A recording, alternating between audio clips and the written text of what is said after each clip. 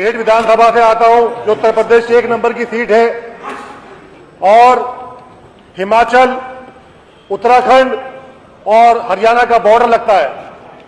जब हिमाचल और उत्तराखंड में बड़ी बारिश होती है तो वहां का पानी भी वहां के पहाड़ों के जरिए वो रैपिड फ्लड के तौर के ऊपर सबसे पहले हमारी विधानसभा से आके टकराता है। हरियाणा की तरफ से जो यमुना नदी जो आती है, हथनीकुंड बैराज, जो आपने नाम सुना होगा, वो भी हमारी विधानसभा के अंदर ही होकर निकलता है। और हथनीकुंड बैराज का जो पानी है वो पूरा पश्चिम उत्तर प्रदेश और दिल्ली तक जाकर देने का काम करता है। मान्यवर, मेरा सदन के माध्यम से अनुरोध है कि जो पानी, जो हमारा बरसात का पानी या पहाड़ों का पानी जो आ रहा है, उस पानी को हमें स्टॉक करने का कोई ऐसा कोई डैम हमारे पास होना चाहिए, क्योंकि हमारा जो क्षेत्र है वो जितना वहां पानी आता है उतना वहां सूखा ही पड़ता है, उतना ही वहां पर पानी की दिक्कत भी है। और बदकिस्मती से वो जो हमारा जो खासतौर से भेड़ विधानसभा है वो डार्क जोन के अंदर आती है, वहां सरकार की तरफ से कोई नए नलकूप की कोई योजना तक नहीं आ पाती। हमारा आपसे अनुरोध है कि वहां पर एक बांध बनना चाहिए, जो बरसाती पानी है उसका स्टॉक होना चाहिए, और वो पानी आगे जब सूखा पड़े, जब पानी की दिक्कत हो तो वो पानी में सिंचाई के काम आए। मान्यवर, हमारे यहाँ माता शाकुंभर देवी जी का मंदिर है। बेहट सीट के अंतर्गत आने वाले मां शाकुंभरी देवी मंदिर में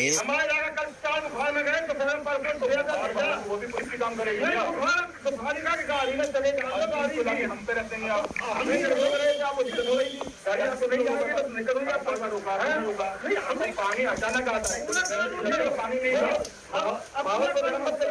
हम लोग को 6 बजे के आसपास कि पुल में पानी आ गया है और कुछ जो है श्रद्धालु बह गए हैं।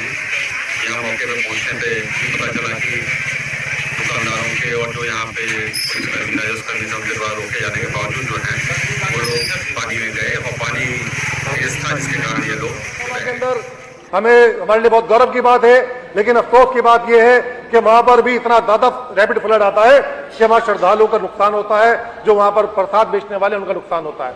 हमारे यहाँ पर 2 बड़े पुल हैं मान्यवर, जो बादशाह बाग का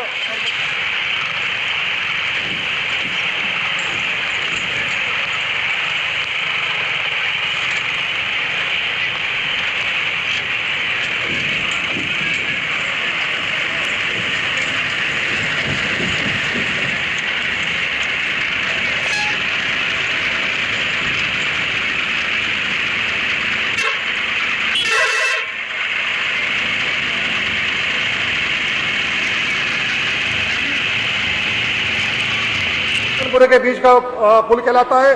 वो पुल भी बाढ़ के अंदर बह गया था, और आज 8-10 साल हो गए। हर साल हम लोग वहां सदन के अंदर, मेरा अगर आप उठा के देखेंगे, मैं पिछले दो वर्षों के अंदर ही मैंने उसकी आवाज उठाई, और आज तक बदकिस्मती से उस पुल के ऊपर कोई काम नहीं हुआ।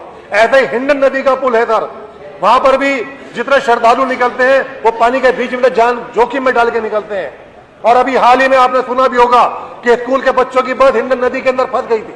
गांव वालों ने वहां पर एहतजाज करा, उन लोगों ने बाइकाट करने तक की धमकी दी इलेक्शन की। वो लोग परेशान है। मान्यवर, इस सदन के माध्यम से मेरा अनुरोध है कि वो जल्दी बादशाह बाग वाला पुल और हिंड नदी का पुल को बनाने की कृपया की जाए। मान्यवर, इस बाढ़ के अंदर बहुत नुकसान हुआ किसानों का, बहुत ज्यादा फसलें भाई।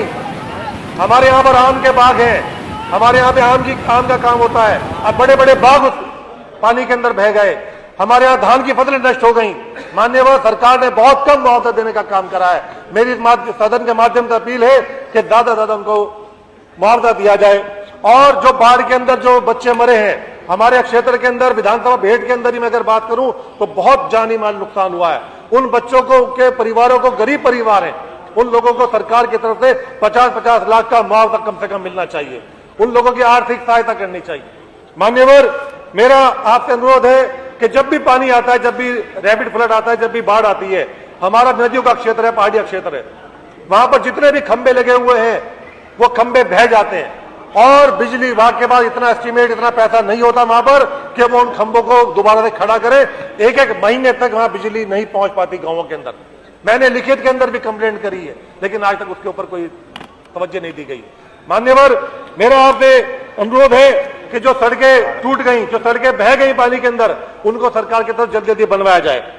मान्यवर जी, समाप्त करें। हमारा आपसे एक छोटा सा अनुरोध और है कि हम लोगों के यहाँ पर जो हमारा राजा नेशनल कॉर्बेट पार्क का क्षेत्र कहलाता है, उस राजा नेशनल कॉर्बेट पार्क के जानवर जब बाढ़ आती है तो सारे के सारे प्लेन के अंदर आ जाते हैं। और चाहे उसके अंदर उसमें जंगली जानवर भी हैं, गुलदार भी हैं, दूसरे पशु भी हैं, उनके लिए भी दिक्कत होती है। सांप आ जाते हैं। हमारा मान्यवर आपसे अनुरोध है कि इस बार बहुत ज्यादा कैजुअलिटी हुई कि घर में आदमी सो रहा है और सांप ने आके उसको सोते हुए काट लिया, उनकी मृत्यु हो गई। उनको भी सरकार की तरफ से उचित मुआवजा दिया जाना चाहिए। अधिशासन महोदय जी, आपने मुझे बोलने का मौका दिया, बोलना बहुत चाहता हूं, लेकिन मैं अपने समय का ख्याल रखूंगा। जी